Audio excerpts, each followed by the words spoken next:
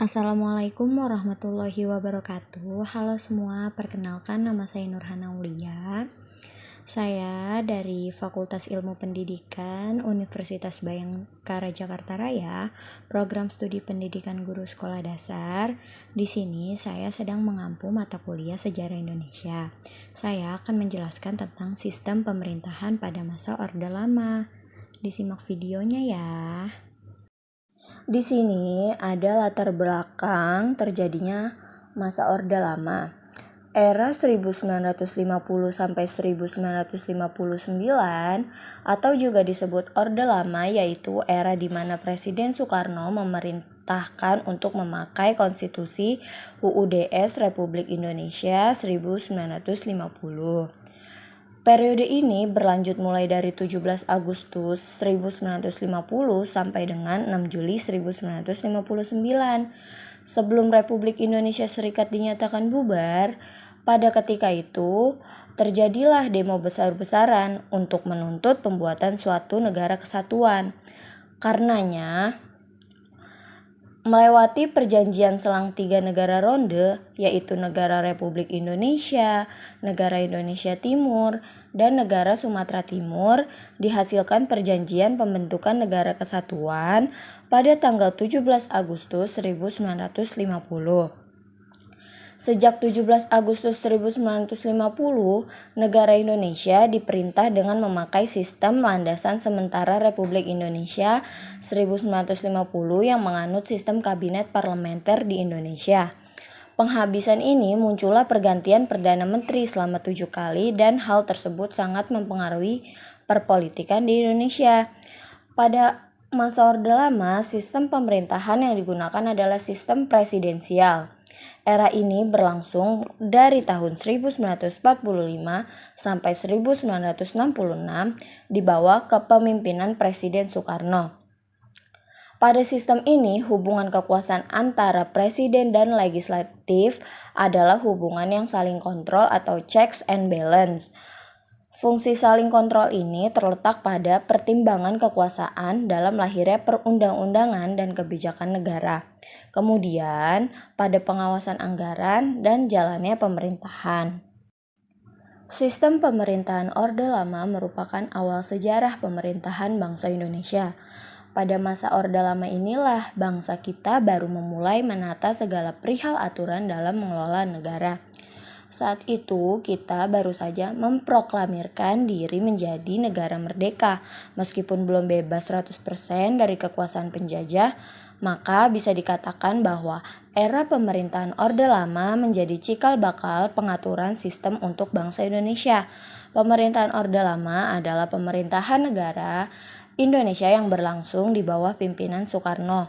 Pemerintahan Orde Lama berlangsung sejak proklamasi kemerdekaan Republik Indonesia pada 17 Agustus 1945 hingga 1968. Pada masa Orde Lama, sistem pemerintahan Indonesia sudah beberapa kali diganti, mulai dari sistem presidensial, sistem parlementer, hingga demokrasi liberal.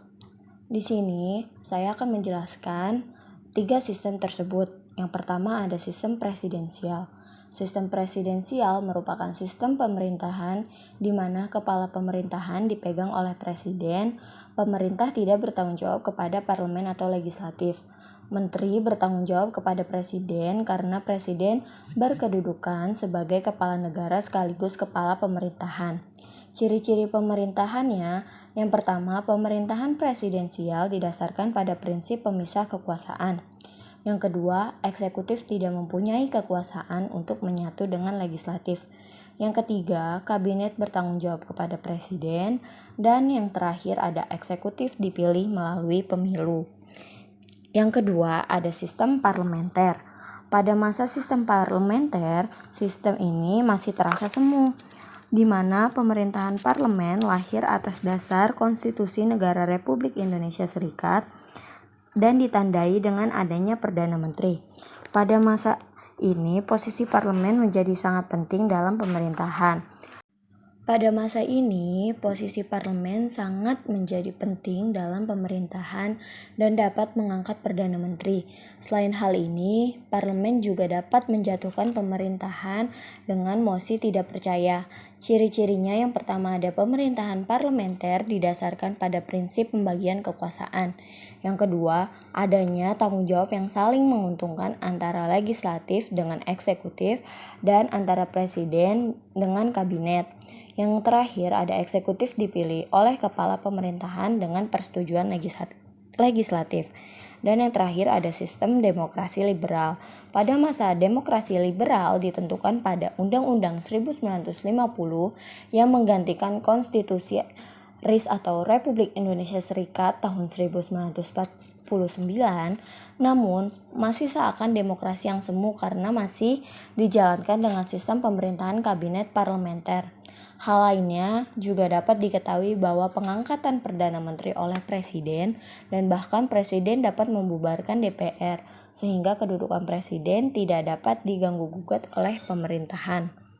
Lanjut, di sini ada constituents. Constituents diberikan tugas sebagai membuat undang-undang landasan yang baru berlandaskan amanat UUD-S 1950. Namun, sampai tahun 1959, badan ini belum juga dapat membuat konstitusi baru. Karenanya, Presiden Soekarno menyampaikan konsepsi tentang demokrasi terpimpin pada DPR hasil pemilu yang mengandung ide sebagai kembali Undang-Undang Dasar 1945.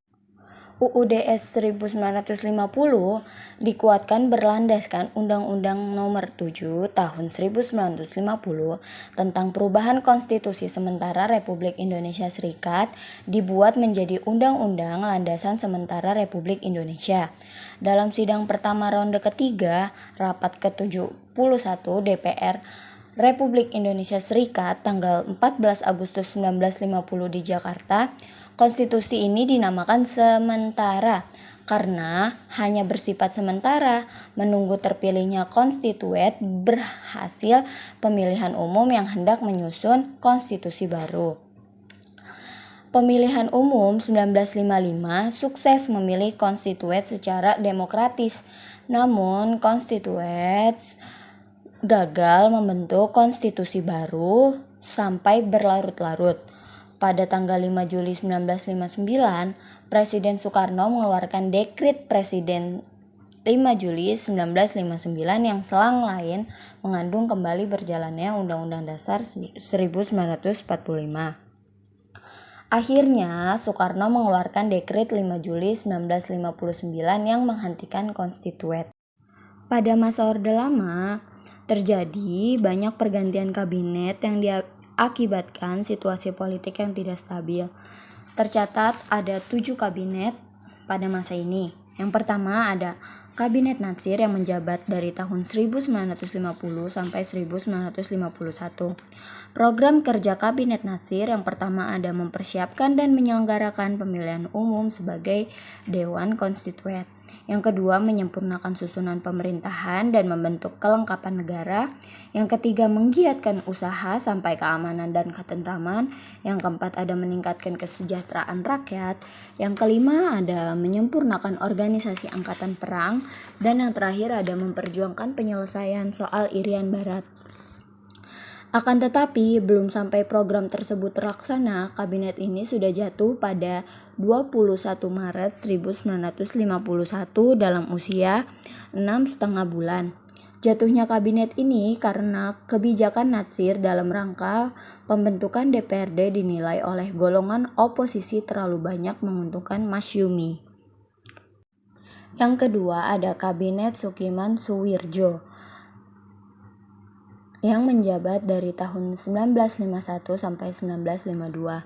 Program kerja Kabinet Sukiman yang pertama menjalankan beragam gerakan tegas sebagai negara hukum, sebagai menjamin keamanan dan ketentraman serta menyempurnakan organisasi alat-alat kekuasaan negara, membuat dan menerapkan rencana kemakmuran nasional dalam jangka pendek sebagai mempertinggi kehidupan sosial ekonomi rakyat dan mempercepat usaha penempatan bekas pejuang dalam pembangunan.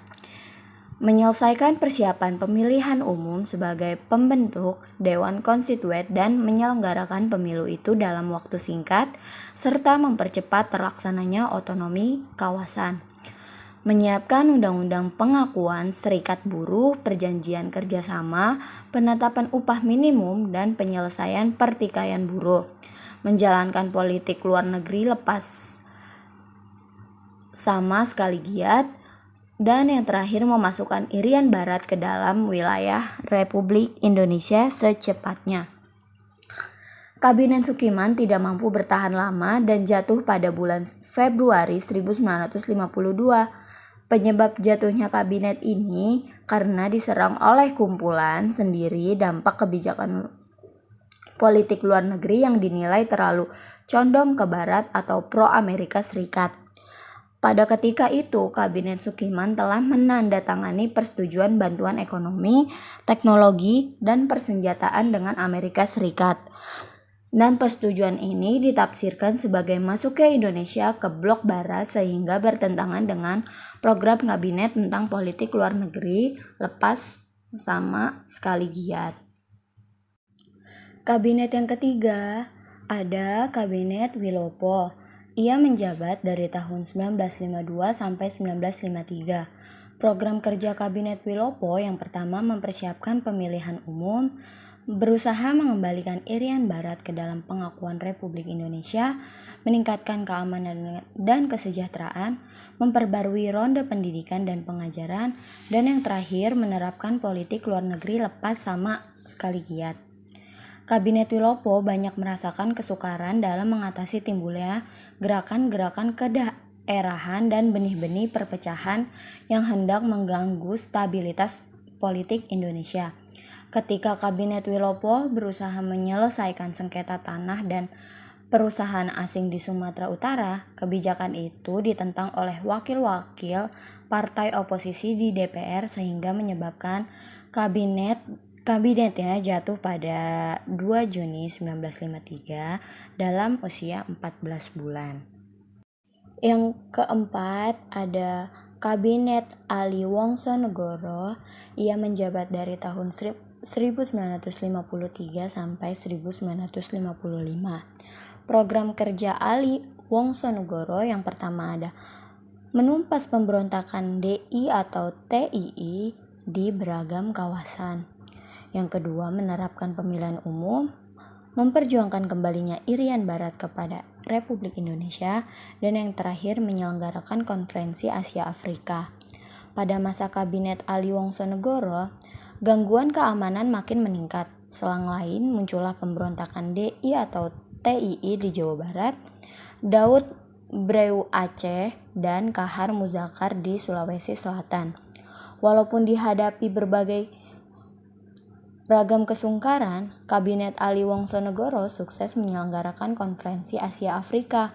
Oleh karenanya, Kabinet Ali Wongsonegoro ikut terangkat namanya. Kabinet Ali Wongsonegoro yang belakang sekalinya jatuh pada bulan Juli 1955 dalam usia 2 tahun atau usia terpanjang. Penyebab jatuhnya Kabinet Ali Wongsonegoro yaitu perselisihan pendapat antara TNI Angkatan Darat dan pemerintah tentang atur perkara pengangkatan Kepala Staf TNI Angkatan Darat. Yang kelima ada Kabinet Burhanuddin Harahap.